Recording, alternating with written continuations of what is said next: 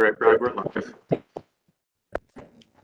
Good afternoon. I'd like to welcome everybody to the June 10th Administrative Review Team meeting. I'd like to call the meeting to order.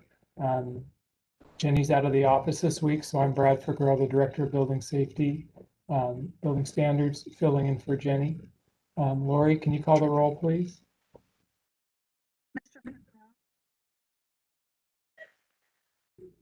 Can you hear me? Now we can. Okay.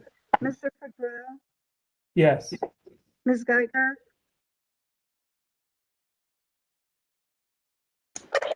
Colleen, Yes, I'm here. Thank you. Mr. Hendershot, Here. Mr. Kurowski, Sean, Here. and Mr. Hamilton. Here.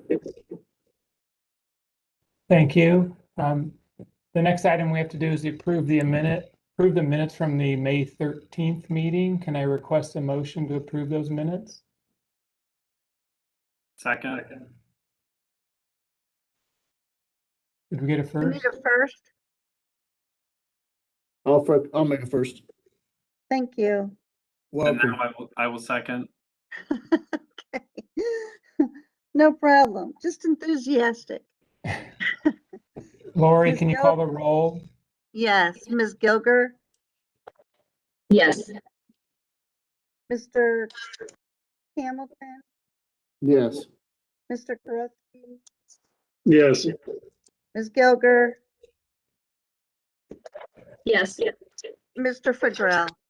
Yes.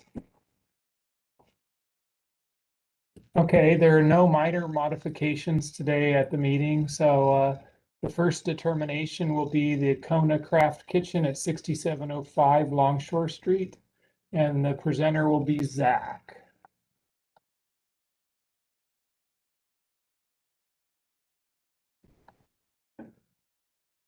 Excellent. Well, good afternoon. This is an application for review and approval of a minor project review for Kona Craft Kitchen. As you all may remember, this case was before the ART last month in May for an introduction. This is for determination today. So highlighted on the screen is the site consideration. Specifically, the star location shows the location of the tenant space. This tenant space is the northernmost tenant space of building D2 of the Block D development within Bridge Park. This is zoned Scioto River neighborhood.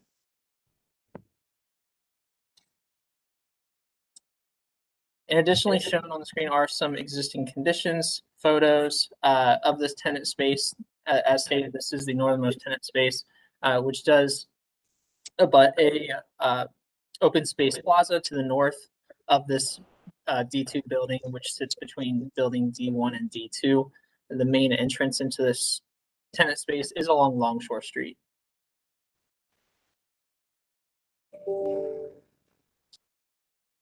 So the applicant is requesting approval of a site and exterior modifications for the improvements of the tenant space. This application was before the ART in May. Much of the information that you'll see in this presentation today is similar to what was shown at the previous meeting.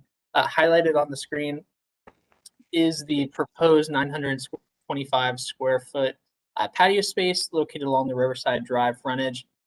This patio will encroach the right-of-way, which is highlighted in red, by about maximum 2 feet 1 inch, which leaves an 8-foot pedestrian pathway between the planters along Riverside Drive and the proposed patio. This right-of-way encroachment for the patio has been reviewed by the city engineer, and he has reviewed it and deemed it appropriate for the location. Additionally, the applicant is proposing an outdoor gas fireplace sited just to the west of the existing electrical enclosure. This is the same location that was proposed originally. This has been reviewed by the fire department, and they have deemed it appropriate in terms of location as well.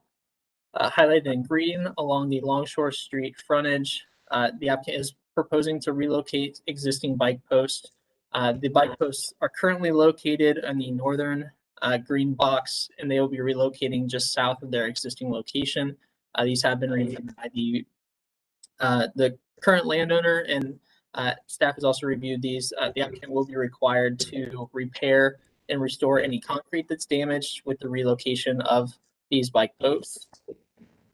Additionally, the applicant is proposing to remove an approximately 154 square foot landscape bed to replace with pavers to match the existing pavers throughout the area. This is to allow the continuation of the patio as it wraps around the north side of the building and towards the electrical enclosure. There will be some regrading that needs to be done here to make sure that there is a flat surface for this patio. The applicant will also be adding a 135 square foot planter bed to the north side of the patio to minimize the change in impervious surface with these tenant improvements. The applicant will be required to work with staff to finalize planting selections for this new planter bed. And finally, shown in the southeast corner of this tenant space, so bottom right of your screen in the yellow box, is the back of house door for this tenant space.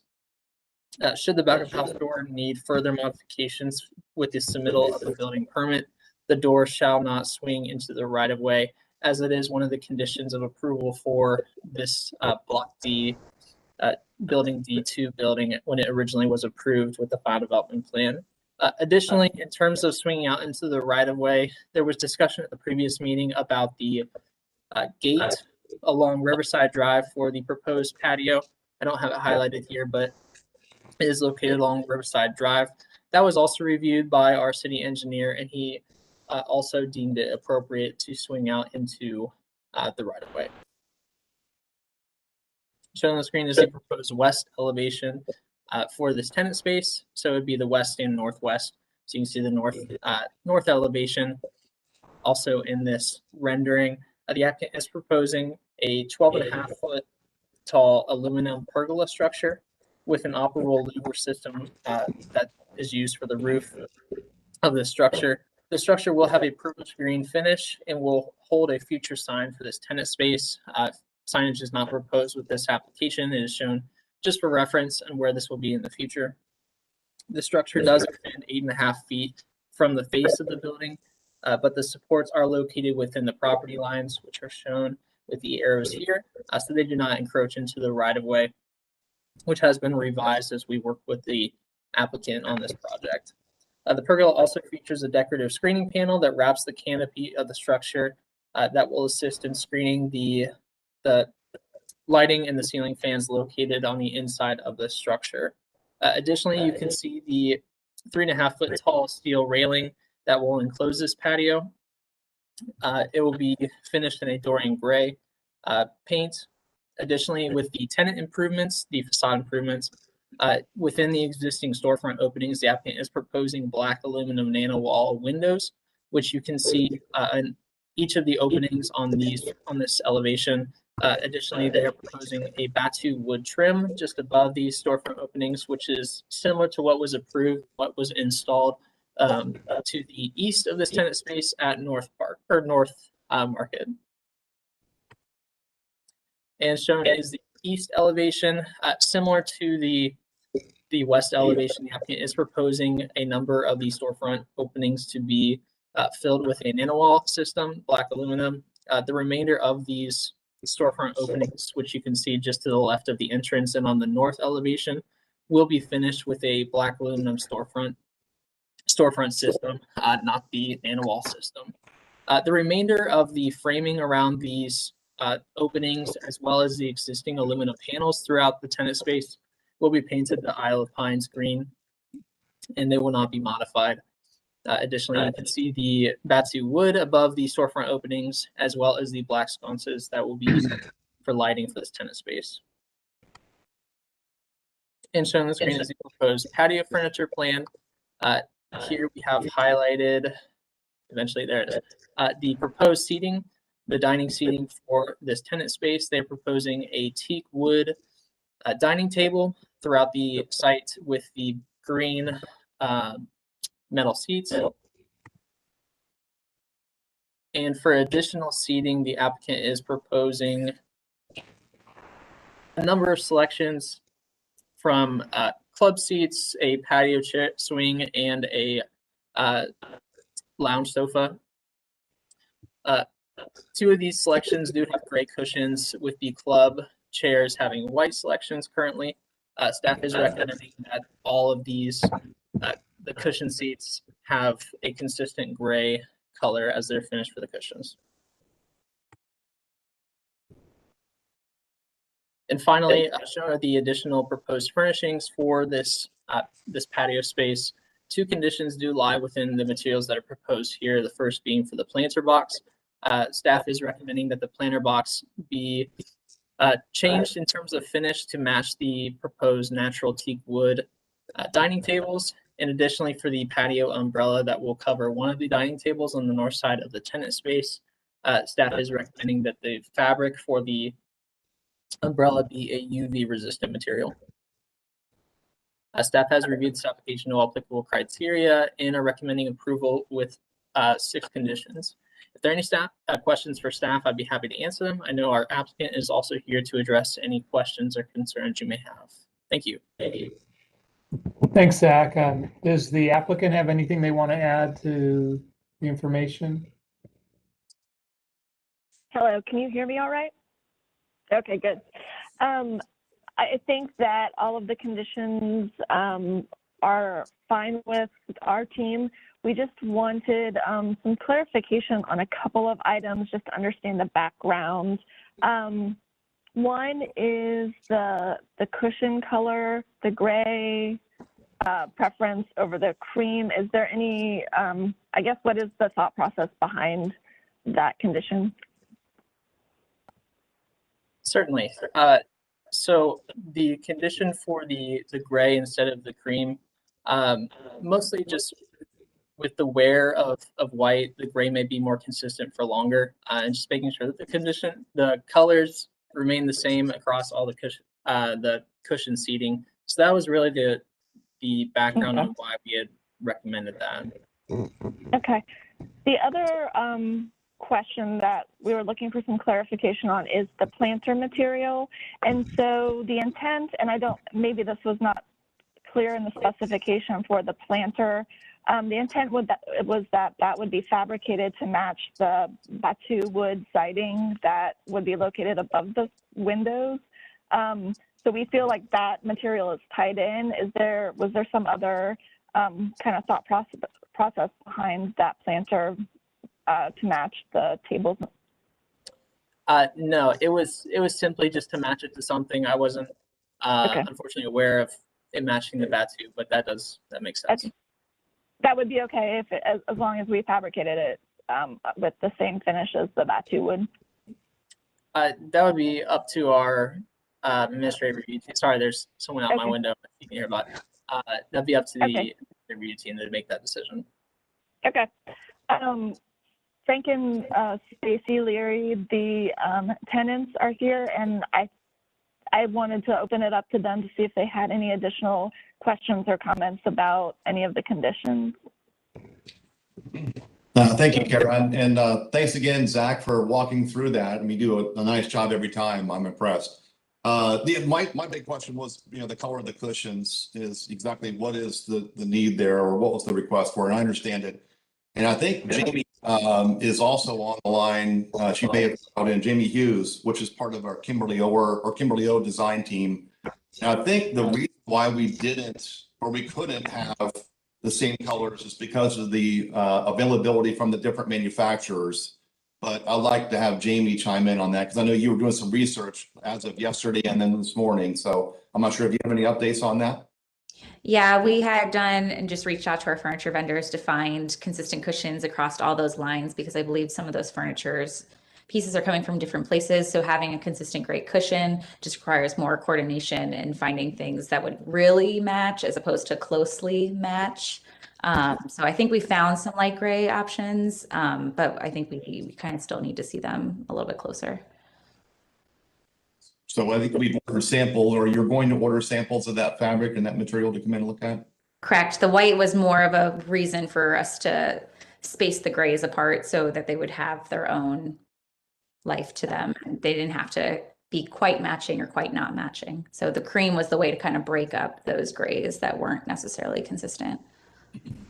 So Zach, what would be the process to work with your team as these furniture selections are finalized and looking at what's available and getting, I guess, approval, but being able to work with you guys moving forward? Certainly. So with the way the condition is worded, subject to staff approval, we would be willing to, we'd be able to work following this meeting towards a consistency. So it doesn't need to be determined at this moment before an approval. That's why we leave the leniency to be able to work it out in the coming weeks. So that shouldn't be an issue. Okay, great. Thank you. Okay, do any of the members have questions for Zach? Go ahead, Sean.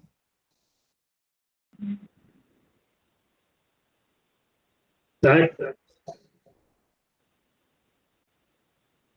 You're muted again. The color of the canopy, would that also need to match then the color of the cushions, or is that okay being a separate color? I guess that was the question. Because it wasn't listed as part of that condition. When you mean the canopy, do you mean the pergola? No, sorry, the umbrella canopy. Gotcha. That was not considered with that condition, but yeah, that was really just that the UV material be present on that umbrella. Yeah, just again, thinking about the same color reasons you gave for the cushions, and having a canopy or the umbrella there would probably fall under the same things of color, dirt and stuff getting on it over time and shifting colors. So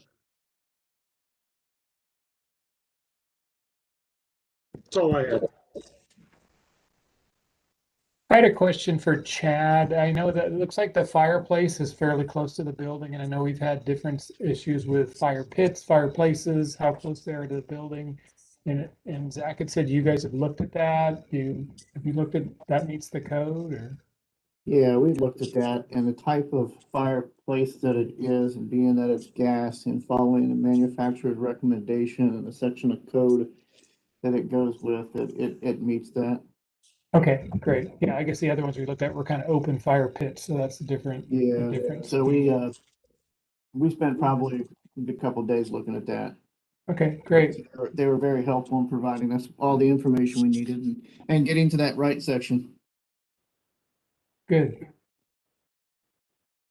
Any other questions? Oh, Michael? Zach, I had a question for you. So from our last meeting here at ART, there was a discussion about that condition of approval for the D2 building and not allowing for any doors to encroach the door swings within the right of way. And I know there was discussion about whether we would consider the gate swing as part of that condition. It is my understanding that the gate swing is not part of that condition. Can you confirm that that's the case? That is correct. It only apply to the back of house door. Okay, thank you.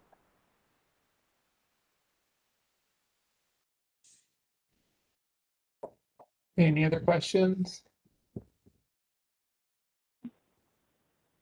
Okay, Zach, have we received any public comment on the project? To my understanding, we have not. Nikki, can you confirm? Yeah, we've received no public comment. Okay, then I guess I request a motion for approval of the minor project review. Brad, before we make a motion, could Sorry. we review the conditions together? Yeah, on the sorry. screen? Yeah, let's go ahead and do that. Zach can pull them up again. Absolutely. So I did temporarily add a condition that the umbrella material match the cushion colors. Is that consensus across our members, and is the applicant okay with that? I personally don't have a preference. I'm indifferent on that. If we could find a similar color, I'm okay with that and would certainly go along with it. My only concern here is that because these manufacturers are all coming from different areas, these aren't going to be exact matches. They might, if you squint your eyes, It's the same color of gray, but it's not going to be exactly the same because not all of them provide the same type of furniture. So the umbrella maker is completely different than the swing and so forth and so on. I hope that's okay. Can we say something about a match as close as possible? Yeah, because you could chase that forever, and there's no reason to go to a huge expense to get exact shade if it's pretty close, especially in an umbrella. I guess while we're discussing conditions, just to make this as clear and easy as possible, Zach, do you think you could fold the umbrella into condition 2 and eliminate the word gray and basically require that the applicant provide staff all of the soft seating and awning materials subject to our approval, so everyone has the maximum flexibility? Recognizing, I think, actually one of our concerns was that all of this furniture is coming from different manufacturers, and so that they would all be slightly different. So that was one of the items we were trying to address by requiring that they be consistent. So maybe just having that understanding. Yeah, I would agree that would meet they would need to just meet the intent of what we want, not exact match. Correct. And I liked your term fold the umbrella in. That was good. No pun intended.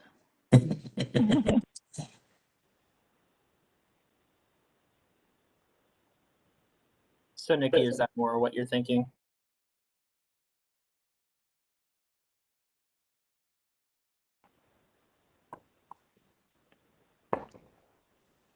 I would change coordinated, I would change consistent to coordinated and then subject to staff approval. And that should be fine. Sorry to put you on the spot.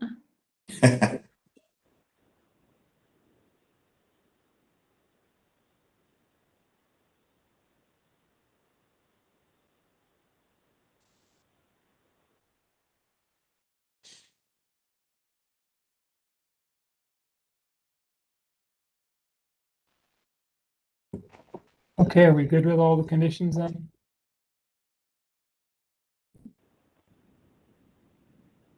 Okay, now can I get a motion for approval of the minor project review?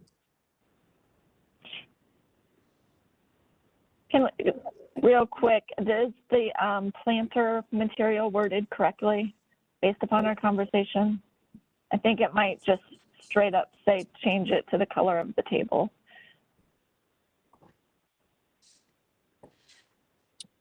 I had not updated that.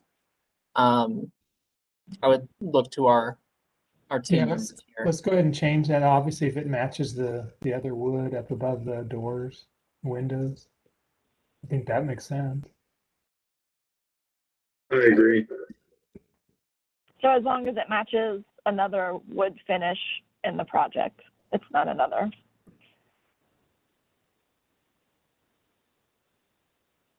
Does that condition need to be changed, Zach?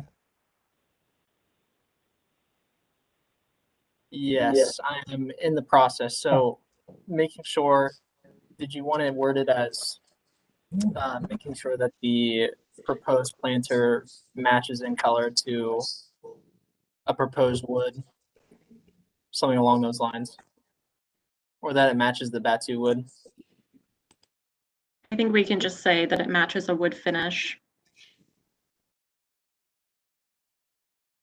Approved with the project. Subject to staff approval.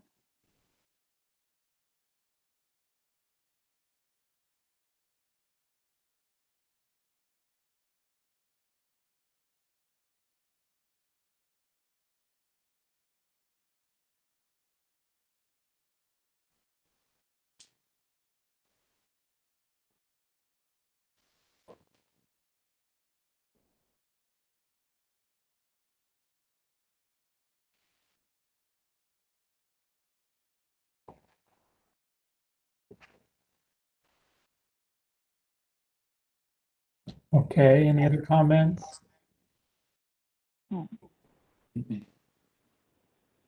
Okay, third time I'm gonna get this now.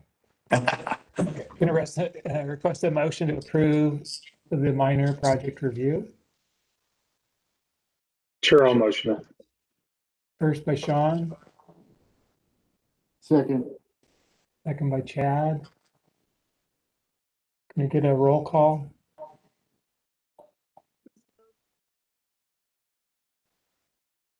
Ms. Gilger, Yes. Mr. Figueroa, Yes. Mr. Henderson, Yes. Mr. Hamilton, yes. Mr. Perez. Yes. Okay, looks like the minor project review is approved, so thank you for being here, applicant. Thank you. Really appreciate your time. Thank you very much. All right, good stuff. Okay, we're gonna move on to the second determination. That's gonna be the Ohio Health location at 250 West Bridge Street. And Sarah's gonna present for us.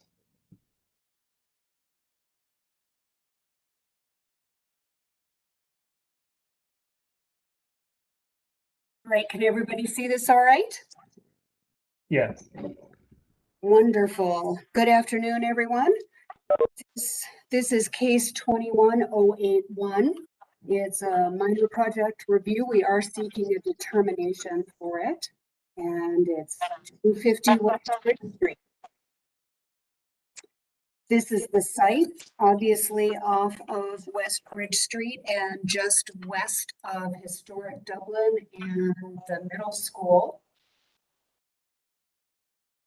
And here is the zoning within the Bridge Street district. It's the Indian Run neighborhood. And obviously ART has purview over this request. Bit of project history before we get into today's request. Back in September of 2019, ART saw this request for an atrium, a new entry addition, and that was approved. It's now constructed. Back in April of this year, there was a request that came forward for replacement of all brick and the windows in the building, and that was approved. Since April, Ohio Health has discovered some serious structural issues, not allowing the full replacement of the brick. So they've been exploring various options. Dennis Veneziano is here today to represent Ohio Health. And today, here we are to request staining of some of the original brick and the brick repairs. And I'll show you what that looks like in just a moment. Here we see the south elevation along West Bridge and the east elevation along Shawan Falls Drive. And that corresponds to these elevations, which the applicant has provided. Again, looking at the south and east, these are visible from the public rights of way. And what they're proposing is a stained brick cornice, and this is the top of each of these elevations identified with the green arrow. And then a stained brick window detail between the two bands of 2/2 windows identified in the middle of each elevation. There's also a detail in the middle of this slide that shows that there will be a dadoed or a cut edge along the perimeter of the stained area between the windows so that there is a clear demarcation and it looks like an integral part of the building design. These elevations are the north and west, not visible from public right-of-way. And here we see that just the stained brick cornice is proposed as identified by the arrows. Additional information provided by the applicant included here the photo of the original brick, which is on the left side, and then the stained brick on the right side. And there's actually two options with the stain. Option A is one coat. Option A plus is two coats of the stain. The applicant also provided warranty information and a longevity study, which was performed by an independent lab. So these are the minor project review criteria, and they have all been met or met with a proposed condition, or they were not applicable. And we are recommending approval with two conditions. And the first being that since we've not seen this approach before, the city wants to reserve the right to determine if the staining becomes unacceptable at any point in time. And that would require that the owner make an immediate repair and replacement, including reviewing by staff and the administrative review team and going through a formal approval. And then the second condition that we are recommending is that we go with the A+ stain sample, which is the two coats of stain, just to enhance the contrast with the existing brick. And to my knowledge, no public comments have been received. And again, the applicant is here to help answer any additional questions.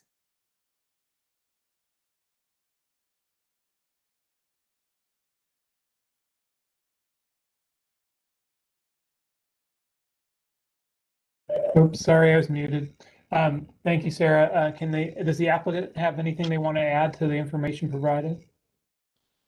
No, that sounds very accurate. Thank you for the very good explanation, Sarah. Appreciate it. You're welcome. I saw at the very beginning, it talked about due to structural concerns, couldn't change brick. What is that concern? So when we started to look at options to replace the brick on the cornice, we started to look at structural implications of that. The way that the building is constructed is that the brick is mortared directly to the CMU backup, and there's no air gap. And over time, there's been water that has gotten in, and the brick has started to separate away from the CMU. And so we got to a point where we were actually worried about if we started to take off some of that brick, what's going to happen to the brick below, and will we still have structural integrity of that brick? It's almost like taking apart an old house. When you start to take things apart and you find damage on the inside, it just continues to get worse. And speaking to a structural engineer, he was worried that the existing brick that was going to remain would not be stable enough if we started to take apart the building, and we could have some catastrophic events happen at that point. So the recommendation was to leave it alone. So that's just a facade brick though, right? Correct. Okay. But yeah, I guess if you start messing with the top, it might loosen up everything else, and then you'll have problems for the rest of the building life. Exactly. Okay, does any of the other members have any questions?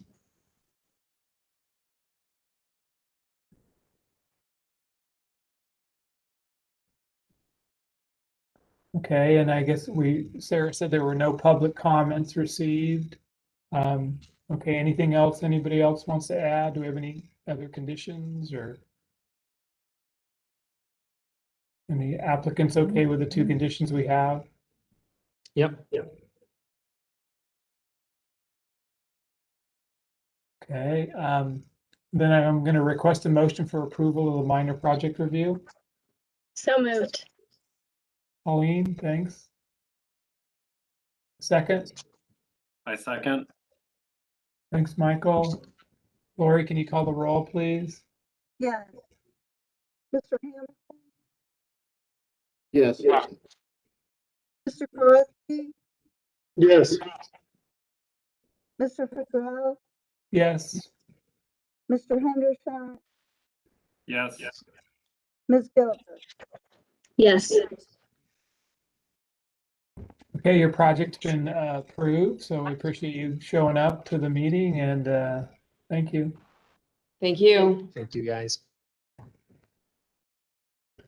Our next project is going to be an introduction to termination of the Urban Meyer Pint House at 6632 Longshore Street. And Chase is going to be the presenter.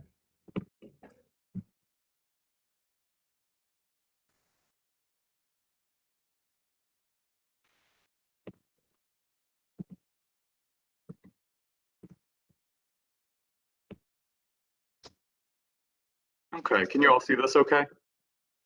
Great. Yes. So as was mentioned, this is a request for review and approval of a minor project review for exterior modifications to Urban Meyer's Pint House located in Bridge Park. The site is highlighted in yellow on your screen. It is located northeast of the intersection of Bridge Park Avenue with Longshore Street and is located within building C3 of Block C.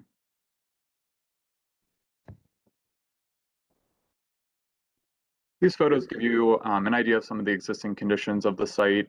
On the left-hand side of your screen is the tenant space as viewed from Bridge Park Avenue. So on the left side of that photo, you'll notice the existing silo, and then moving to the right, an existing outdoor seating area.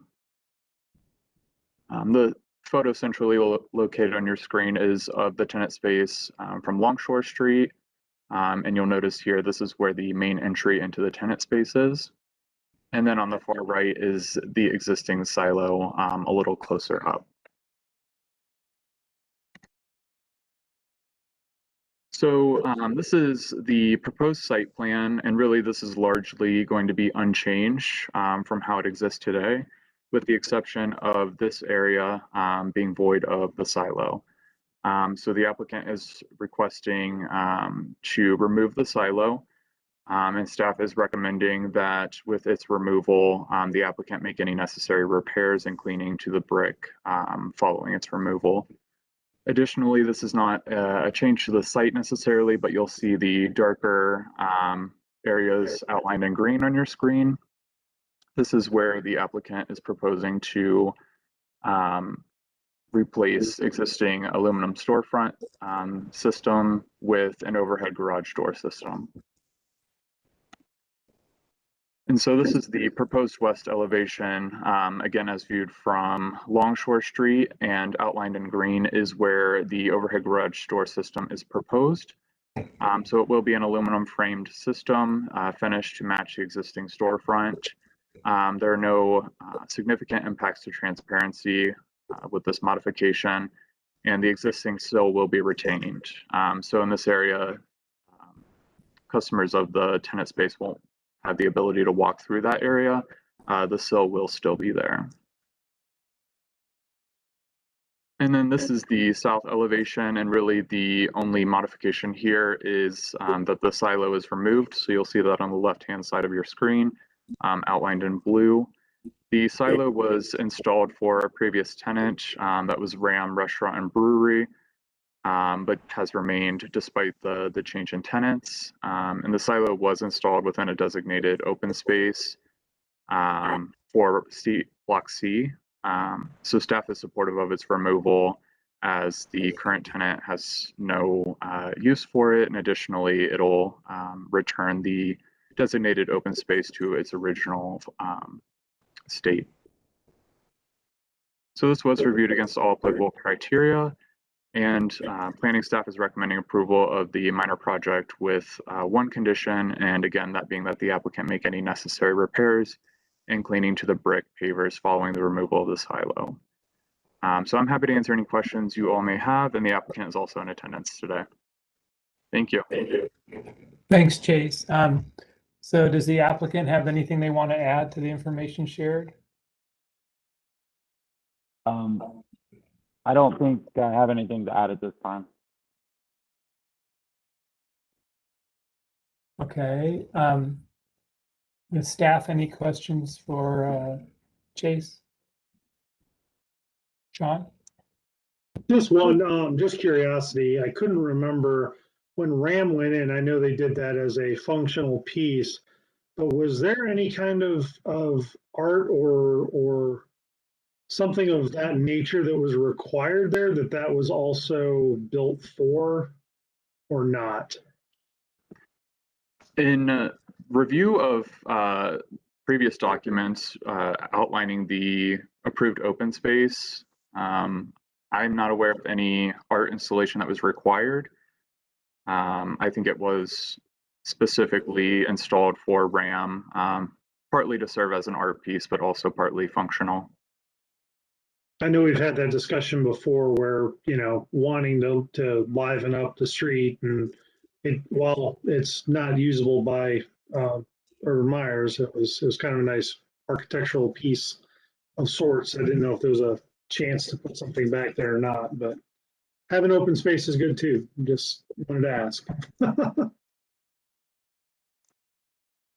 had a question on the garage doors. Do they roll up, fold sideways? What kind are they? They are a slide. They'll slide straight up on a slight angle. They'll slightly pull back from the wall above. So in segments, and then they'll fold up flat to the roof? No, the door will just like as you see it in elevation, it'll just like slide upwards vertically into the space. It has a pretty high ceiling in the space, so it'll just kind of slide straight up. Okay. That's my just concern is whether it ends up blocking any fire sprinkler coverage inside or outside. Chad, have you seen any detail on that? I have not yet, but that's a very good point. So it was one thing I was gonna ask. So that's something that'll have to be provided for us. Yeah, so we just need to make sure, obviously, it doesn't fold up flat and then cover the spray for that wall or that direct area underneath it from the fire sprinkler above. Right.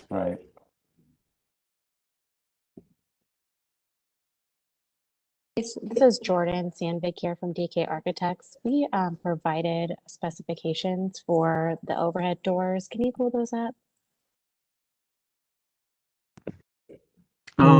She's testing you, Chase. It should have been uploaded through the e-plan.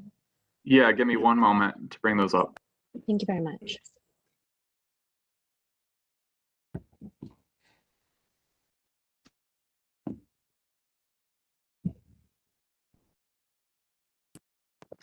And Jordan, do you know specifically what page that would have been on?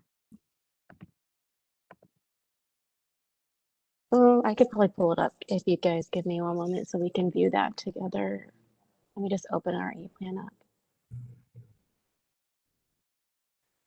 It would have been in the documents folder. Let me see.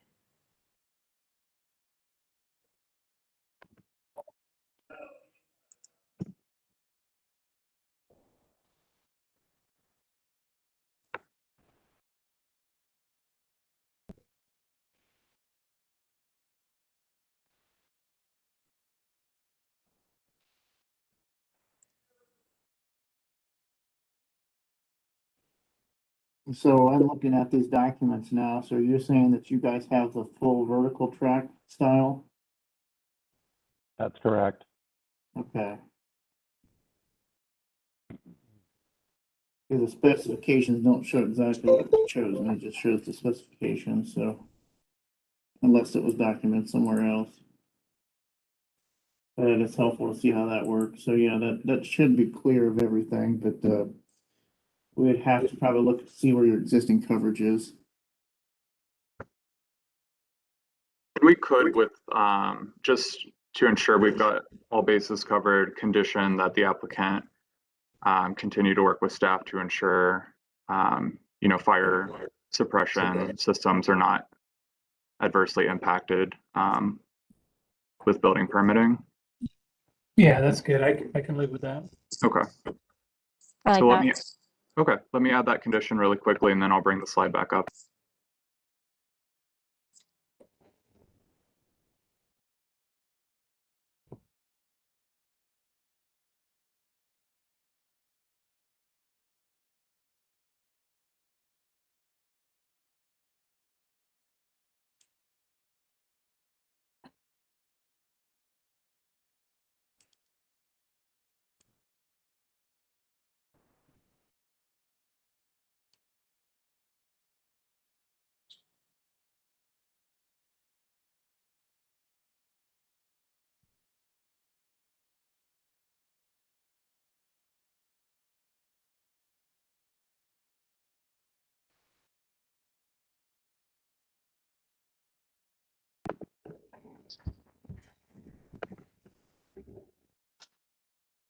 Okay, so I've got that the applicant work with staff to ensure fire suppression systems are not adversely impacted by the installation of the overhead garage doors at the building permitting stage of review, subject to staff approval.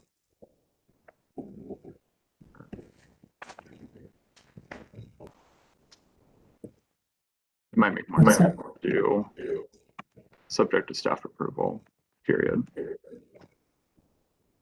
So Chase, are these the only two items that's up for discussion today? Are they not talking about the other stuff that's in the set of drawings, the expansion of the patio, the shade structure, anything like that yet? Yeah, Chad, that's correct. If you're looking at E-plan, the previous submittal is in there, so that might be what you're looking at. Yeah, okay.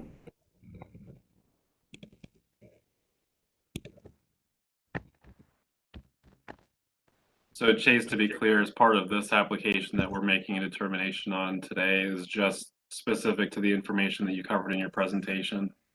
That's correct. Okay, thank you.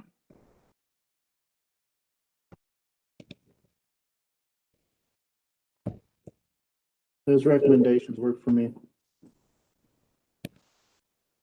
Me too.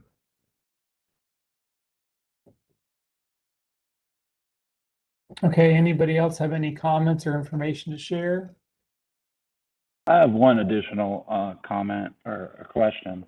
Is there going to be any, like thinking about the removal of the silo, is there going to be a preferred time of removal, you know, after hours or something that, you know, I can recommend that to the contractor? Yeah, there probably will be. Obviously, you're going to need a crane in there and close the street. And do you know how long a process that might be? Do you think it's a half a day or? I would probably guesstimate a half a day, something in that of that nature. So we can certainly work with our engineering group here on, you know, what our preference would be. I think having, you know, the duration and I guess, you know, what your preferences are would be helpful for us to make that determination, but we can work with you on that. Gotcha. Okay. Yeah, obviously when you get the vendor and everybody ready, probably then we can just have that discussion to figure out the best time. Okay. Is there any existing penetrations going into the building because of that silo that are gonna need to be taken care of? I'm not aware of any connections other than the ground footers, you know, the dam done to the brick, the patchwork at the base. So there's no piping that goes through the wall or even for symbolic look or anything?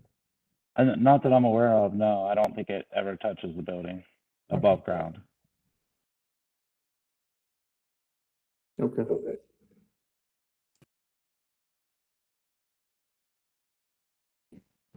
if we're clear on all the issues, can I get a motion for approval of the project?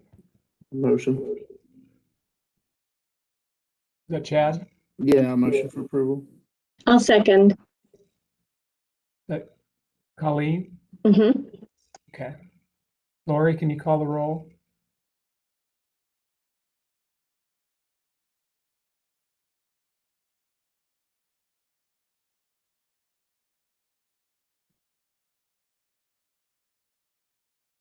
Is Lori muted? Sorry. Okay. Mr. Krowetsky, Yes. Mr. Fagrell, Yes. Mr. Hendershot, Yes. Ms. Gilger, Yes. Mr. Hamilton. Yes. Great. Okay. Thanks to the applicant for being here and available. So your project is approved. Thank you Thank very you. much. Okay, our fourth and last project is Cosmo Profits, a sign at the 6385 Sawmill Road location, and Chase is going to also be the presenter.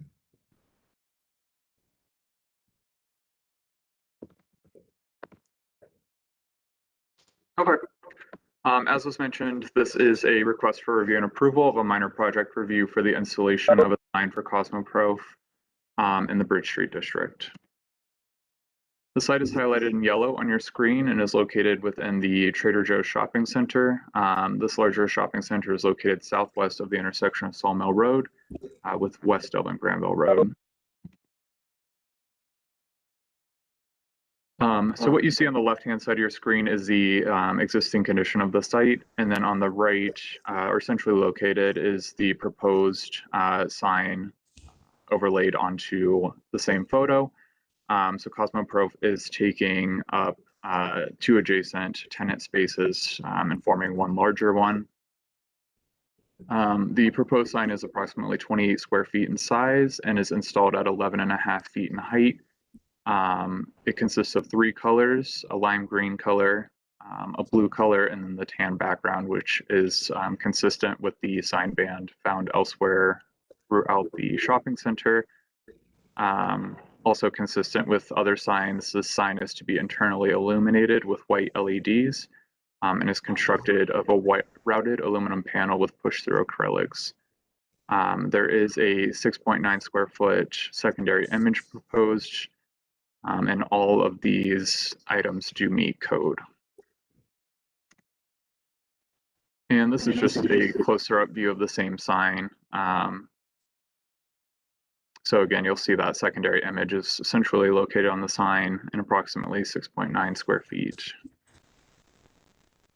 This was reviewed against all applicable criteria, and staff is recommending approval today with 2 conditions. The first one just being that the applicant correct the storefront width on the plans. You may have noticed they say 22 feet, when in reality the storefront is 35 feet in width. And then that the applicant apply for and successfully obtain a permanent sign permit through building standards prior to installation. So I'm happy to answer any questions you all may have, and the applicant is also in attendance today. Thank you. Thanks, Chase. Does the applicant have anything they want to share? Yes, sir. I'd like to make a correction on something that Chase mentioned. To be consistent with the other signage in the center, these are not push-through letters. They are routed aluminum faces backed with white acrylic for the light to transfer through, and then the vinyl is an overlay on that white acrylic to create the colors in the letters and the logo. Other than that, everything's spot on. Thanks for that clarification, Steve. Okay, do any of the other members have any questions? I have one. I guess assuming they're just going to replace the panel with a tuxedo, or is that already gone? Or No, that's not gone yet. We will put a new blank in where the classic tuxedo is. okay. We actually may transfer the one blank over to the other side. I believe it's wider than the other, so we can modify it to move over to the other side.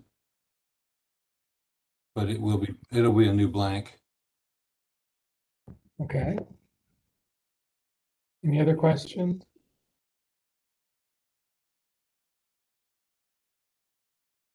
Have we received any public comment at all on this project? We have not. Okay.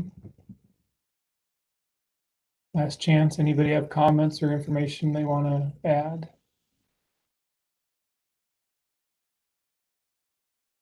Okay, request a motion for approval of the project. I motion for approval. First from Michael. I'll second. Chad? Chad, a second. Okay, Lori, can you please call the roll? Mr. Fagrell, Yes.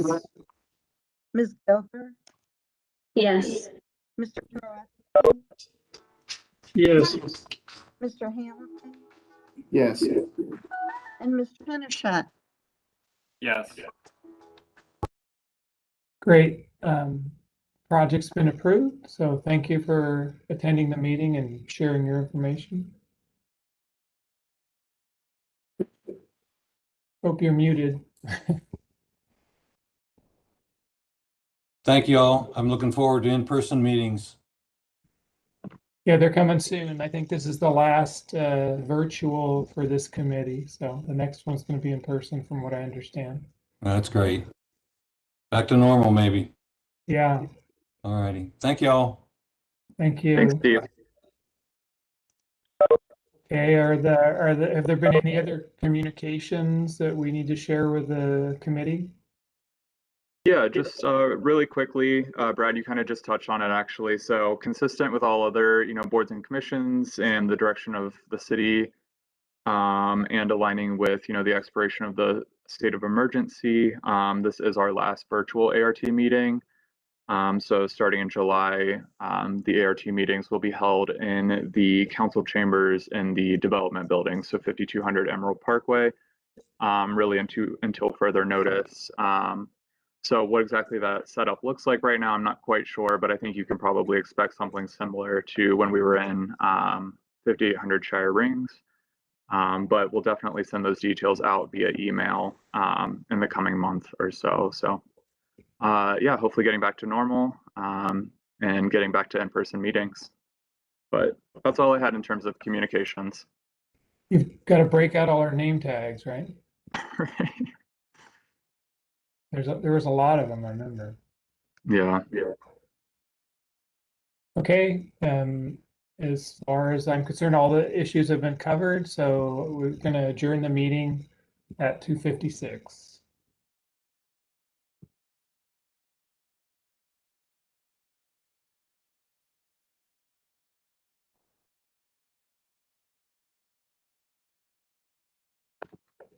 Okay, live stream has been ended. Thanks.